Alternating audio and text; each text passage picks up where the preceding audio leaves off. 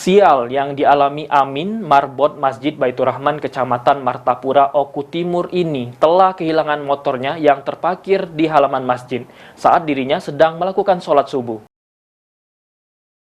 Aksi pencurian motor milik Amin marbot Masjid Baitur Rahman yang terjadi di halaman parkir masjid saat korban sedang melakukan sholat subuh berjamaah. Pelaku dalam aksinya telah meninggalkan motor tuanya di masjid dan mengambil motor korban yang masih baru. Sebelumnya pelaku sendiri sempat duduk di belakang masjid dan berpura-pura hendak sholat. Dan setelah para jemaah sholat, pelaku langsung melancarkan aksinya. Dia pakai jaket warna apa, Kak? Warna hitam. Jaket hitam? Iya.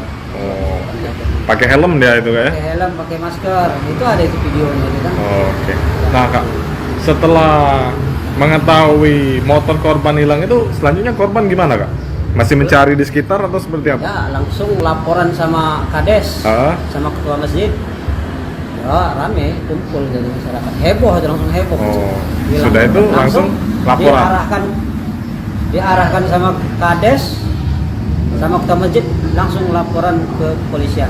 Oh, dan motor barang bukti itu di polsek? Mengetahui sepeda motor hilang, korban pun langsung melaporkan kejadian yang dialaminya ke Mapolsek Martapura. Selanjutnya masih dalam penyelidikan pihak Polsek Martapura.